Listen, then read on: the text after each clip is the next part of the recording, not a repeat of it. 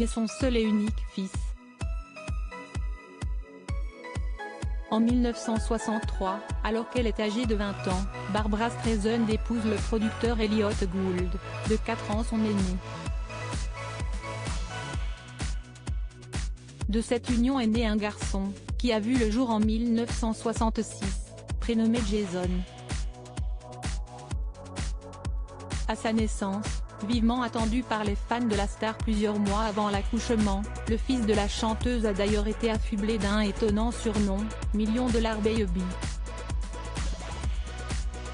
La raison ? Pour vivre pleinement sa grossesse, l'interprète de Woman in Love a été contrainte d'annuler une multitude de projets. En 1966, elle avait prévu une tournée de concerts dans 20 villes, dans des stades, qui devaient lui rapporter plus d'$1 million, s'est rappelé Alison Lee.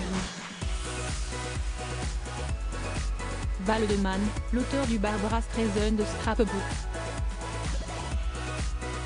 Résultat, Barbra Streisand a perdu une importante somme d'argent, au profit de son désir d'enfant. La presse a ainsi attribué le surnom de $1 000 000 Baby à l'enfant à naître. Un sobriquet qui se voulait taquin mais qui n'a guère plu à la principale concernée. Toujours d'après Alison J. Waldman, elle le trouvait même offensant et grossier. Car elle n'a eu aucun regret, comme elle a pu le faire comprendre lors d'une interview avec le Lubbock Avalanche Journal. Une représentation sur scène est différente. D'où le fait est parti pour toujours.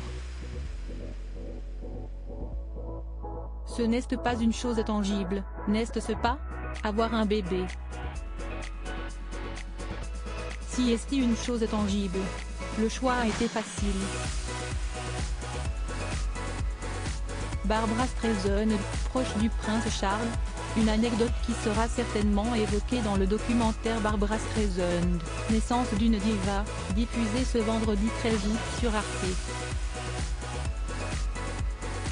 Mais qu'en sera-t-il de sa prétendue relation avec le prince Charles ?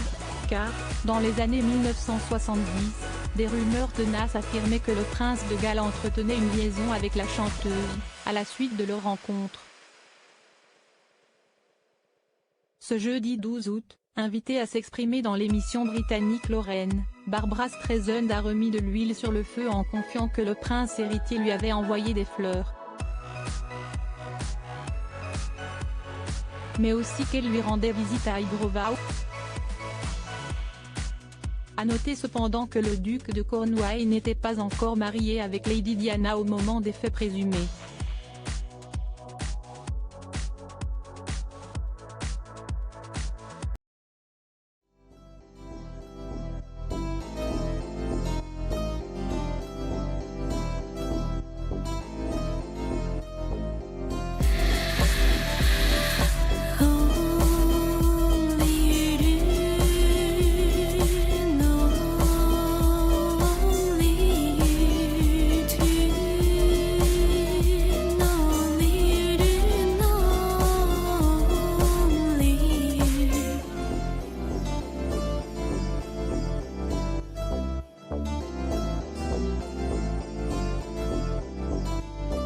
To